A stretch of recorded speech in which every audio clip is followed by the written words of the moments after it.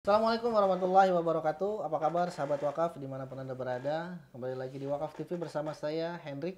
Kali ini kita akan membahas seorang atau kisah seorang mu'alaf yang ada sejak era Victoria ya.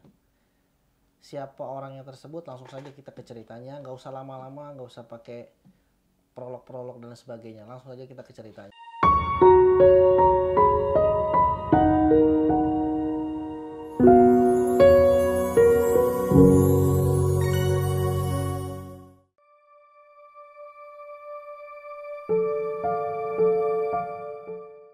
Namanya adalah Fatima Elizabeth Cadiz. Beliau ini adalah mu'alaf wanita Inggris yang menggemparkan era Victoria. Fatima Elizabeth Cadiz mungkin belum seterkenal tokoh mu'alaf modern, tapi kisah hidupnya begitu menggugah dan relevan. Bahkan lebih dari 1 abad setelah kepergiannya. Sebagai seorang perempuan Inggris yang hidup di zaman Victoria, atau era di mana perempuan tidak memiliki banyak suara, ia tidak hanya berani memperjuangkan kesetaraan gender, tetapi juga berani mengambil jalan hidup yang sangat bertentangan dengan arus utama atau memeluk Islam. Kisahnya adalah perpaduan antara keteguhan iman, keberanian berpikir mandiri, dan pencarian spiritual yang tulus. Ia bukan hanya seorang mu'alaf, ia adalah seorang pionir. Elizabeth Cadiz dilahirkan dengan nama Frances Elizabeth Murray pada tahun 1865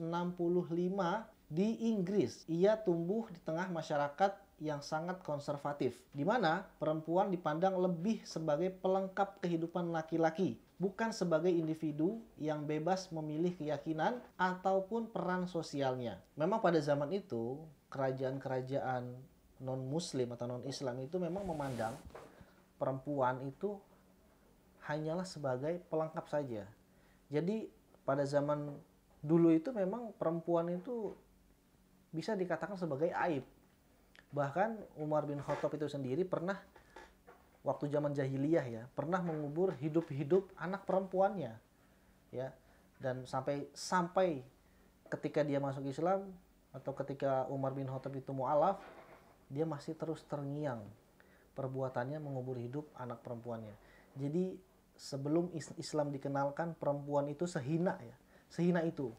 Nah, ketika Islam datang, Allah langsung berikan nama An-Nisa atau perempuan itu masuk ke dalam kitab suci umat Islam itu sendiri. Namun Frances muda berbeda. Sejak kecil, ia dikenal sebagai anak yang kritis dan penuh rasa ingin tahu atau kepo ya. Ia sering mempertanyakan norma sosial yang tidak memberdayakan perempuan dan justru merasa lebih nyaman berada di lingkungan intelektual. Ketertarikannya terhadap moralitas dan keadilan sosial membuatnya aktif dalam gerakan temperance. Temperance adalah gerakan untuk membatasi konsumsi alkohol yang banyak merusak keluarga-keluarga Inggris pada saat itu. Ia juga mendukung pendidikan dan hak-hak perempuan, sikap yang tergolong progresif bahkan kontroversial di zamannya. Namun satu hal yang membuat Frances semakin gelisah adalah relasinya dengan agama atau dengan spiritual. Ia tidak menemukan kedamaian dalam praktik keagamaan yang dianutnya, yaitu Kristen, oleh mayoritas masyarakat Inggris kala itu. Dogma Trinitas, penebusan dosa, dan struktur gereja yang hierarkis terasa tidak masuk akal baginya. Kemudian Frances mulai mencari alternatif. Perjalanan spiritualnya berubah drastis ketika ia menghadiri sebuah ceramah tentang Nabi Muhammad SAW. Pada saat itu, Islam masih sangat asing, bahkan dicurigai oleh banyak orang-orang Inggris. Namun, Frances justru tertarik. Ia merasa ajaran tentang tauhid atau keesaan Tuhan begitu jernih, logis, atau masuk akal. Ia mulai membaca Al-Quran dan tulisan-tulisan tentang ajaran Islam dengan penuh semangat. Namun perjalanannya tidak mudah ketika keluarganya mengetahui bahwa Frances membaca dan mempelajari Al-Quran, maka mereka merespon dengan sangat marah. Dalam sebuah momen tragis, keluarganya bahkan berusaha membakar Al-Quran yang ia pelajari. Tetapi Frances tidak gentar. Justru dari perlakuan itulah ia semakin yakin bahwa Islam membawa kebenaran yang bersih dan tidak tergoyahkan oleh kebencian apapun. Akhirnya, ia memutuskan untuk memeluk Islam dan mengganti namanya menjadi Fatimah Elizabeth Kettis sebagai penghormatan kepada putri Nabi Muhammad, yaitu Fatimah Az-Zahra. Fatimah tidak hanya memeluk Islam dalam diam, lalu ia kemudian bergabung dengan Liverpool Muslim Institute, sebuah komunitas muslim pertama di Inggris yang didirikan oleh seorang tokoh mu'alaf lain bernama Abdullah William. Ia langsung aktif dalam kegiatan dakwah dan juga sosial. Fatimah dikenal dengan kecerdasannya, ketekunannya, dan semangatnya dalam membangun komunitas muslim yang inklusif. Ia menjabat sebagai bendahara dalam organisasi tersebut. Tanggung jawab yang besar bagi seorang perempuan pada masa itu. Di saat yang lain, perempuan-perempuan itu diperlakukan seperti pelengkap, ditaruh di kasta yang paling bawah, namun Islam pada saat itu memberikan ruang bagi perempuan untuk bisa mengekspresikan minatnya melalui dakwah. Dalam komunitas itu, ia tidak hanya dianggap sebagai anggota, tetapi juga sebagai pemimpin perempuan. Ia pun menulis puisi, artikel, dan esai tentang pengalaman spiritualnya, juga pandangannya tentang peran perempuan di dalam Islam. Dalam salah satu tulisannya, ia menyampaikan bahwa Islamlah yang justru mengangkat martabat perempuan, bukan malah menindasnya seperti yang sering dipropagandakan oleh Barat. Ia tidak merasa bahwa jilbab membatasi dirinya. Sebaliknya, ia menyebut bahwa syariat Islam membebaskannya dari eksploitasi tubuh dan tekanan sosial yang menuntut perempuan tampil sempurna demi pandangan laki-laki. Fatimah hidup di masa ketika Islam dipandang sebagai agama asing, penuh stereotip dan ketakutan. Tapi ia tidak gentar. Melalui tulisan dan diskusinya, ia sering menjelaskan bahwa Islam adalah agama yang rasional, spiritual, logis, dan penuh kasih. Ia juga menghadapi banyak serangan, baik secara verbal maupun sosial.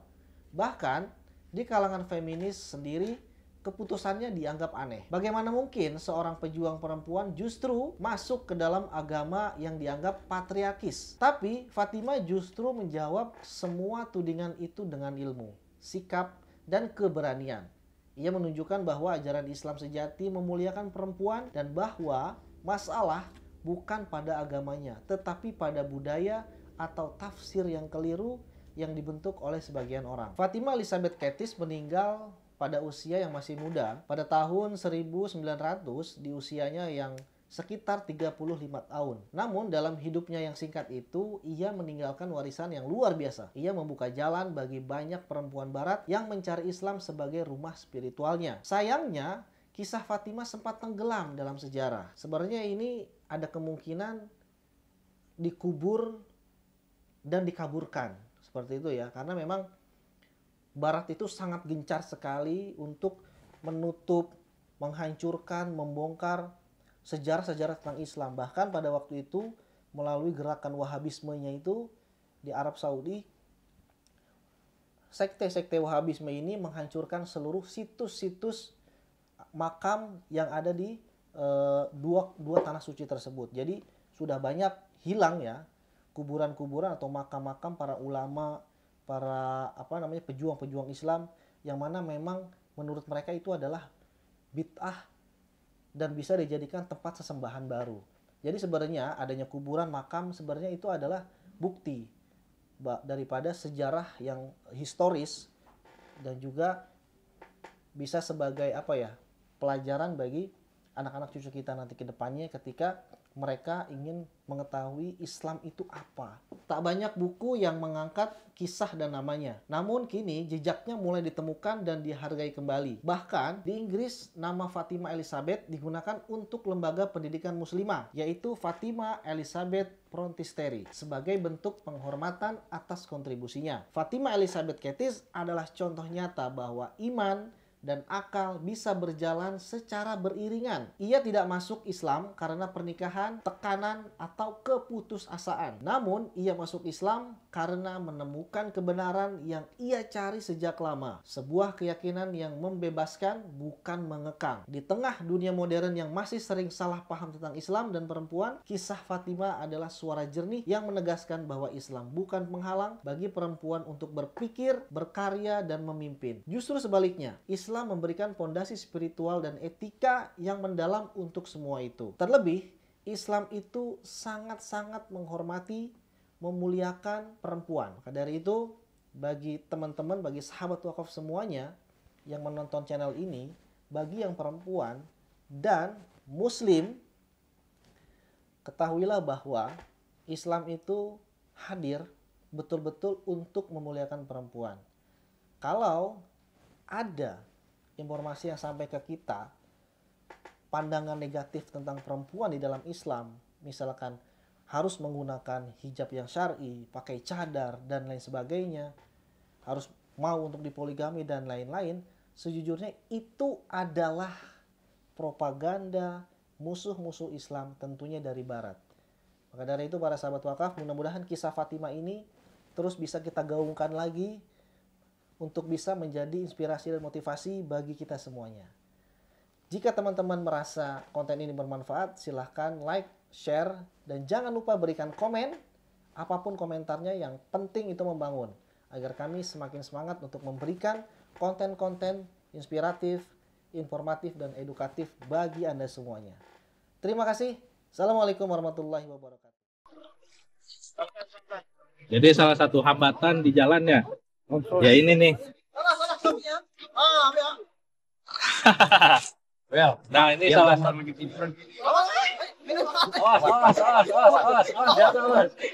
Hampir aja nih kawan kita jatuh ke sungai.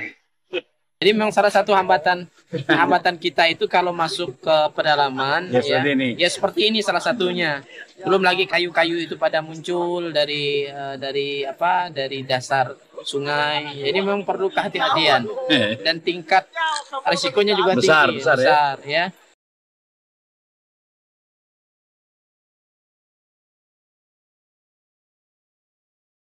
Ya begini kondisi ketika kita masuk ke pedalaman Sinten, Kalimantan Barat, kita memang harus bisa membaca kondisi sungai, kondisi alam. Kalau pada saat air naik, kita aman. Pada saat air surut, maka posisinya kita harus berhati-hati. Pada siang hari ini kita akan berangkat menuju Desa Mentatai. Dalam perjalanan insya Allah bisa ditempuh nanti bersama dengan tim kurang lebih 6-7 jam. Pada malam hari nanti kita akan bertemu dengan warga umat Islam yang ada di pedalaman Desa Mentatai.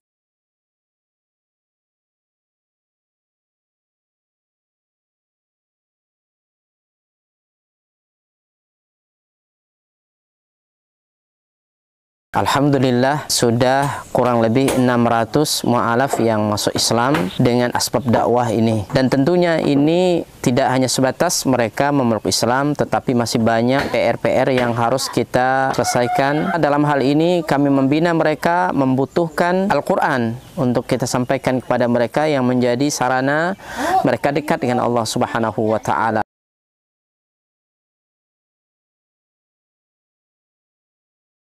Kami berharap dan mengharapkan bantuan dari seluruh kaum muslimin untuk mensupport dakwah ini dengan berwakaf Al-Quran di Badan Wakaf Al-Quran. Luar biasa.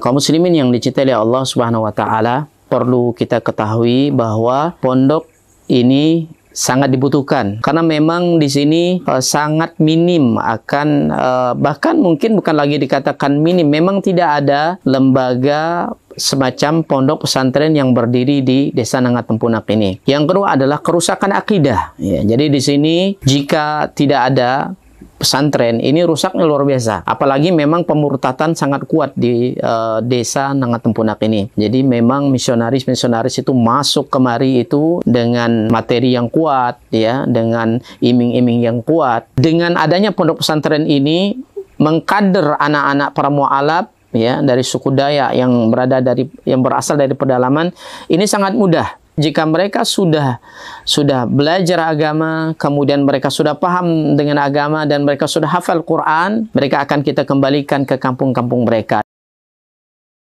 Kita sekarang sambil melihat lahan atau tanah yang akan kita bebaskan untuk pembangunan atau perluasan Pondok Tahfiz Quran Cahaya Tempunak. Lokasi ini adalah lokasi yang bebas daripada banjir dan luasnya kurang lebih 4 hektar, dan insya Allah di sini nanti akan kita bangun sarana ibadah, kemudian sarana untuk tinggal mukimnya para santri, kemudian aula belajar dan pertemuan para santri.